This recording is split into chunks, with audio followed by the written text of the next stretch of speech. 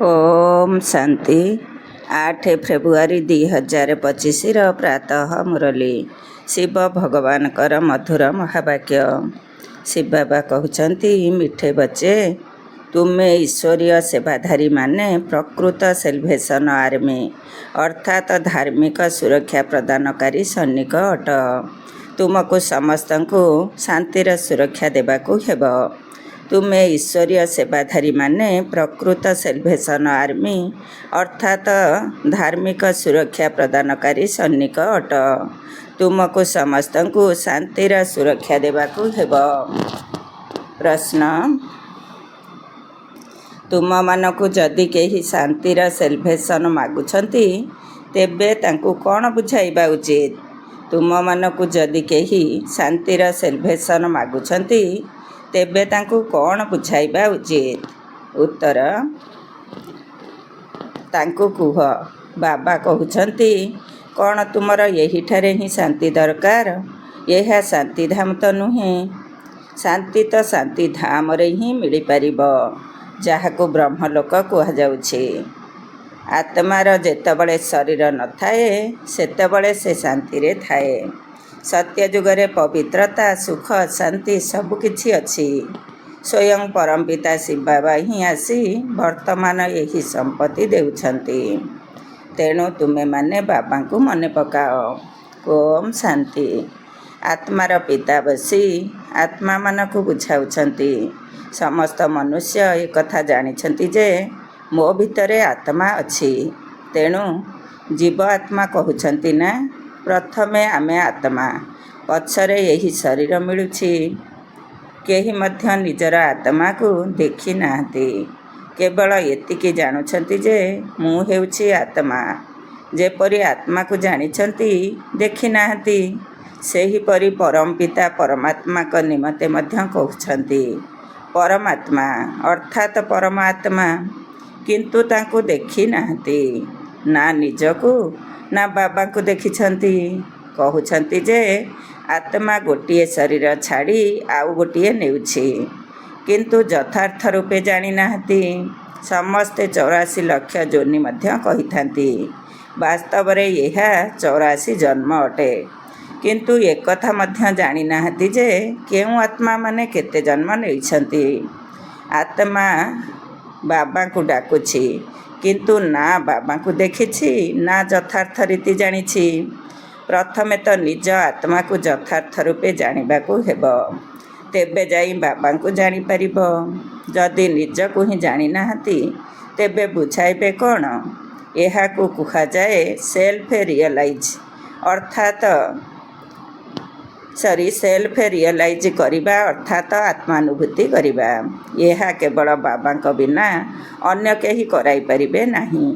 आत्मा कौन, किपरि एवं केउठु आसुछि, किपरि जन्म नेउछि, किपरि एते छोट आत्मारे 84 जन्मर अभिनय भरी होई रहिछि, एक कथा केही मध्य जानी नाहंती। निज को ही जानी नाहंती, तेणु बाबा को मध्य जानी पारु नाहंती। यही लक्ष्मी नारायण मध्य मनुष्यर पद अटे ना? एमाने यही पद किपरि पाइछंती, एक कथा केही मध्य जानी नाहंती। मनुष्य माने ही एक कथा जानिबा दरकार ना? कहउछंती एमाने वैकुंठर मालिक थिले, किंतु यही मालिकपण प्राप्त कले किपरि? पुणी कुआडे गले? किछि हेले मध्य जानी नाहंती। एबे तुमे माने तो सब किछि जानिछ, आगरु किछि हेले जानी नथिल। जेपरि पिला माने पूर्वरु कौन जानी थाए जे बारिस्टर पद कौन, पढ़ी पढ़ी बारिस्टर होई जाती। तेणु यही लक्ष्मी नारायण मध्य यही राजयोगर पाठ पढ़ी होइछंती। बारिस्टरी डाक्तरी आदि सबुर बही रही थाए ना? लक्ष्मी नारायण हेबार बही हेउछि गीता। पुणी ताहा मध्य किए सुनाउछंती? राजयोग किए शिखाउछंती? एक कथा केही जानी नाहंती। से गीतारे नाम बदलाई देइछंती। शिव जयंती मध्य पालन करुछंती। शिव बाबा ही आसी तुमको कृष्णपुरीर मालिक करुछंती। कृष्ण स्वर्गर मालिक थिले ना? किंतु स्वर्ग को मध्य केही जानी नाहंती। नचेत काहींकी कहिथांते जे कृष्ण द्वापर रे गीता सुनाई थिले। कृष्ण को द्वापर युग को नहीं जाइछंती, ଲକ୍ଷ୍ମୀ ନାରାୟଣକୁ ସତ୍ୟ ଯୁଗକୁ, ରାମକୁ ତ୍ରେତା ଯୁଗକୁ ନେଇଯାଇଛନ୍ତି। ଲକ୍ଷ୍ମୀ ନାରାୟଣଙ୍କ ରାଜ୍ୟରେ ଉପଦ୍ରବ୍ୟ ଆଦି ଦେଖାଉନାହାନ୍ତି। କୃଷ୍ଣଙ୍କ ରାଜ୍ୟରେ କଂସ, ରାମଙ୍କ ରାଜ୍ୟରେ ରାବଣ ଆଦି ଦେଖାଇଛନ୍ତି। ଏକଥା କେହି ଜାଣିନାହାନ୍ତି ଯେ ରାଧାକୃଷ୍ଣ ହିଁ ଲକ୍ଷ୍ମୀନାରାୟଣ ହେଉଛି। ବିଲକୁଲ ହିଁ ଅଜ୍ଞାନ ଅନ୍ଧକାରରେ ବୁଡ଼ି ରହିଛନ୍ତି। ଅଜ୍ଞାନକୁ ଅନ୍ଧକାର ବୋଲି କୁହାଯାଏ, ଜ୍ଞାନକୁ ଆଲୋକ ବୋଲି କୁହାଯାଉଛି। ଏବେ ଦୁନିଆକୁ ଆଲୋକିତ କିଏ କରାଉଛନ୍ତି? ସେ ହେଉଛନ୍ତି ବାବା। ଜ୍ଞାନକୁ ଦିନ, ଭକ୍ତିକୁ ରାତି କୁହାଯାଏ। ଏବେ ତୁମେମାନେ ଜାଣୁଛ, ଏହି ଭକ୍ତି ମାର୍ଗ ମଧ୍ୟ ଜନ୍ମ ଜନ୍ମାନ୍ତର ପରିଚାଳିତ ହୋଇ ଆସୁଛି। ଭକ୍ତି ଦ୍ୱାରା ଜନ୍ମ ଜନ୍ମାନ୍ତର ତଳକୁ ଓହ୍ଲାଇ ଆସୁଛୁ। କଳା କମ୍ ହୋଇ ଚାଲିଛି। ନୂଆ ଘର ତିଆରି ହେବା ପରେ ପୁଣି ଦିନକୁ ଦିନ ତା'ର ଆୟୁଷ କମ୍ ହୋଇଯାଏ। 4 ଭାଗରୁ 3 ଭାଗ ପୁରୁଣା ହୋଇଗଲେ ତାକୁ ପୁରୁଣା ହିଁ କୁହାଯିବ।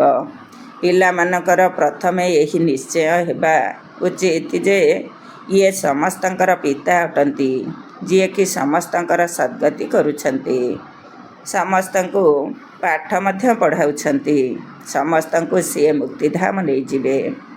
ତୁମମାନଙ୍କ ପାଖରେ ଲକ୍ଷ୍ୟ ରହିଛି।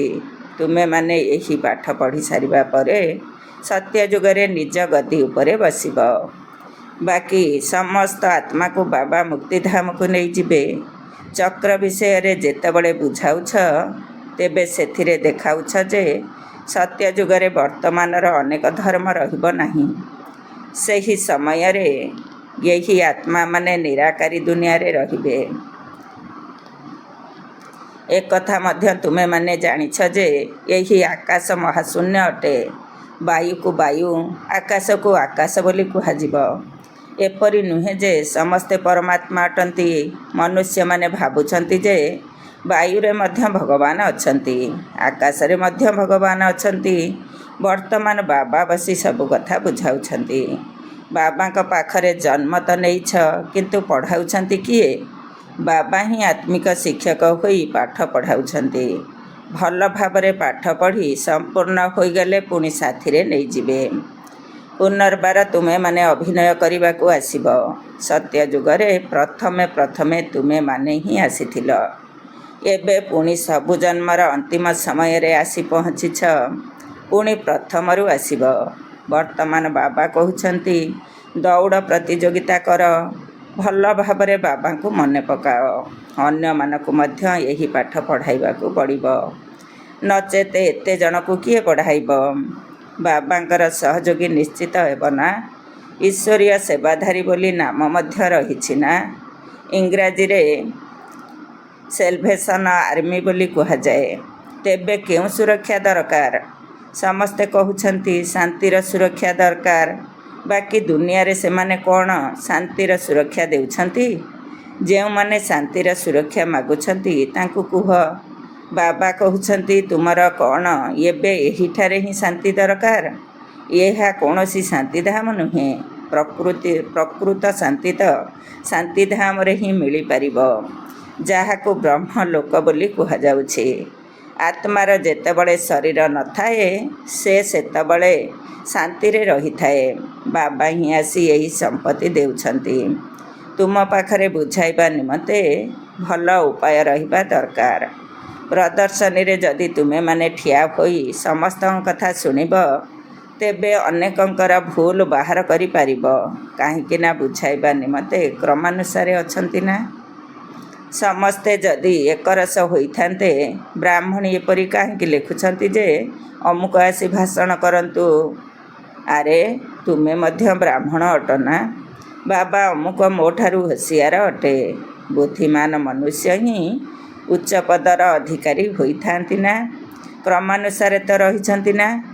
ଯେତେବେଳେ ପରୀକ୍ଷାର ଫଳାଫଳ ବାହାରିବ, ତୁମମାନଙ୍କୁ ସ୍ୱତଃ ସାକ୍ଷାତକାର ହେବ, ସେତେବେଳେ ବୁଝିପାରିବ ଯେ ଆମେ ତ ଶ୍ରୀମତ ପାଳନ କରିନଥିଲୁ।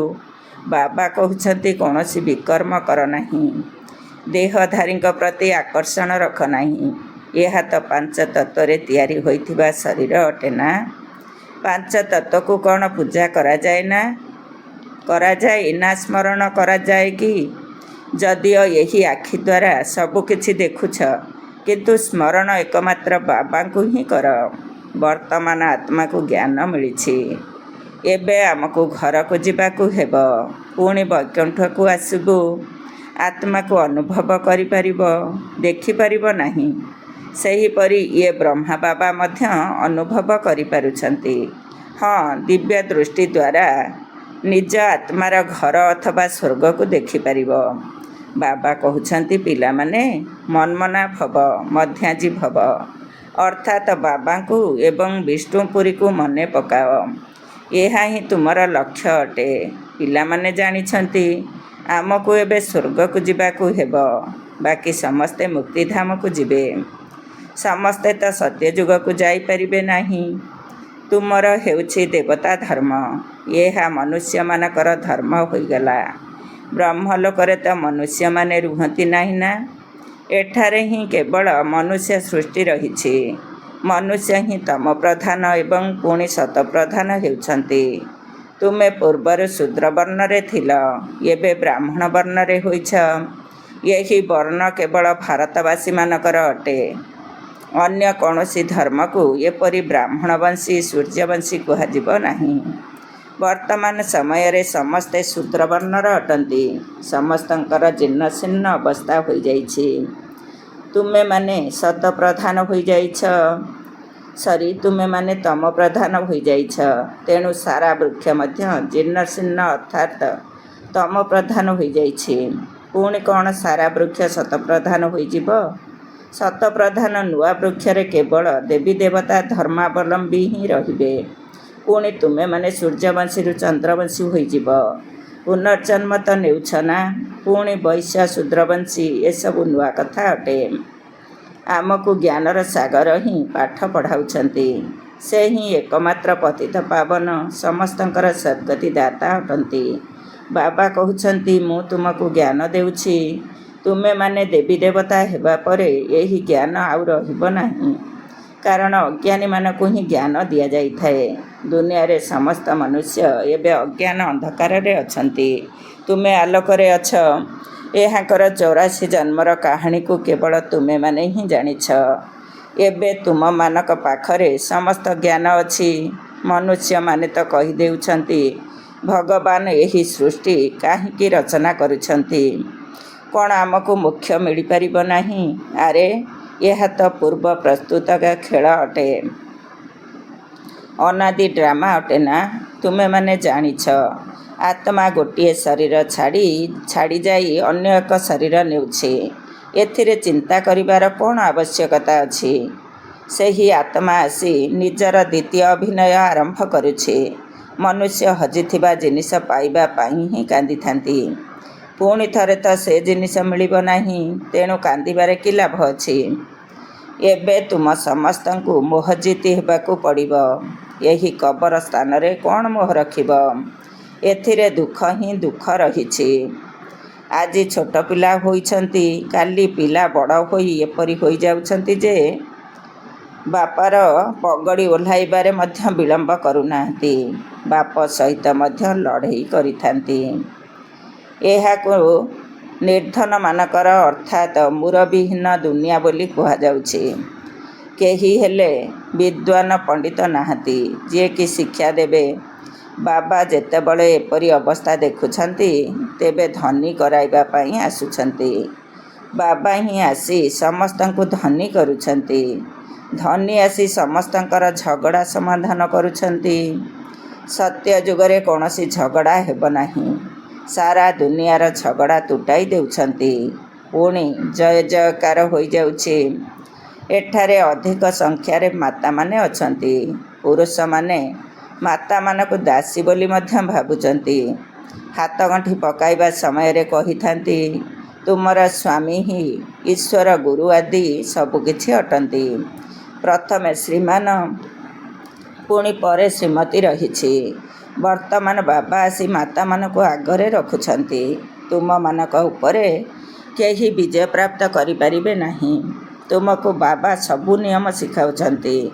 ମୋହଜିତ ରାଜାଙ୍କର ଗୋଟିଏ କଥା ଅଛି। ଏସବୁ ମନଗଢ଼ା କାହାଣୀ ଅଟେ। ସତ୍ୟଯୁଗରେ ତ ଅକାଳ ମୃତ୍ୟୁ ହୋଇନଥାଏ। ଉଚିତ ସମୟରେ ଆତ୍ମା ଗୋଟିଏ ଶରୀର ଛାଡ଼ି ଅନ୍ୟ ଗୋଟିଏ ଶରୀର ନେବେ, ସାକ୍ଷାତକାର ହେବ। ବର୍ତ୍ତମାନ ଏହି ଶରୀର ବୃଦ୍ଧ ହୋଇଗଲାଣି, ପୁଣି ନୂଆ ଶରୀର ନେବାକୁ ହେବ। ତୁମେମାନେ ଯାଇ ଛୋଟ ପିଲା ହେବ, ଖୁସି ଖୁସିରେ ଶରୀର ନେବ। ଏଠାରେ ତ ଯେତେ ବୁଢ଼ା ଅଥବା ରୋଗୀ ହୋଇଥାନ୍ତୁ ଜାଣି ଯାଆନ୍ତି ଯେ ଏହି ଶରୀର ଛାଡ଼ିଦେଲେ ଭଲ ହେବ, ତଥାପି ମଧ୍ୟ ମୃତ୍ୟୁ ସମୟରେ ନିଶ୍ଚିତ ଭାବରେ କାନ୍ଦନ୍ତି।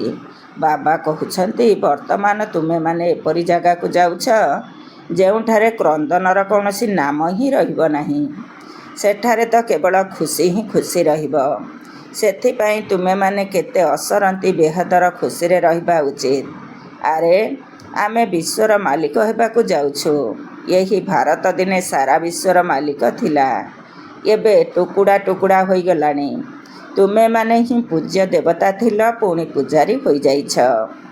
ବର୍ତ୍ତମାନ କ'ଣ ନିଜେ ପୂଜ୍ୟ ନିଜେ ପୂଜାରୀ? ଭଗବାନ କ'ଣ ନିଜେ ପୂଜ୍ୟ ନିଜେ ପୂଜାରୀ ହୁଅନ୍ତି କି? ଯଦି ସେ ମଧ୍ୟ ପୂଜାରୀ ହେବେ, ତେବେ ପୁଣି ତାଙ୍କୁ ପୂଜ୍ୟ କିଏ କରାଇବ? ଡ୍ରାମାରେ ବାବାଙ୍କର ପାର୍ଟ ହିଁ ଅଲଗା ରହିଛି। ସେ ହିଁ ଜ୍ଞାନର ସାଗର ଅଟନ୍ତି। ସେହି ଜଣଙ୍କର ହିଁ ମହିମା ରହିଛି। ତେବେ ଜ୍ଞାନର ସାଗର କେତେବେଳେ ଆସିବେ ଏବଂ ଜ୍ଞାନ ଦେବେ, ଯାହାଦ୍ୱାରା ସଦ୍ଗତି ମିଳିବ? ନିଶ୍ଚିତ ଭାବରେ ତାଙ୍କୁ ଏଠାକୁ ଆସିବାକୁ ପଡ଼ିବ। ପ୍ରଥମେ ତ ଏହି କଥା ବୁଦ୍ଧିରେ ରଖିବାକୁ ହେବ ଯେ ଆମକୁ କିଏ ପାଠ ପଢ଼ାଉଛନ୍ତି।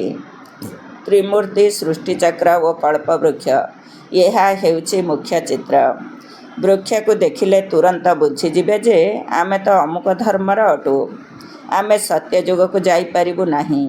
ଏହି ଚକ୍ର ତ ବହୁତ ବଡ଼ ହେବା ଦରକାର। ସବୁ ଲେଖା ମଧ୍ୟ ସ୍ପଷ୍ଟ ଭାବରେ ହେବା ଉଚିତ। ଶିବ ବାବା ବ୍ରହ୍ମାଙ୍କ ଦ୍ୱାରା ଦେବତା ଧର୍ମ ଅର୍ଥାତ୍ ନୂଆ ଦୁନିଆର ସ୍ଥାପନା କରୁଛନ୍ତି।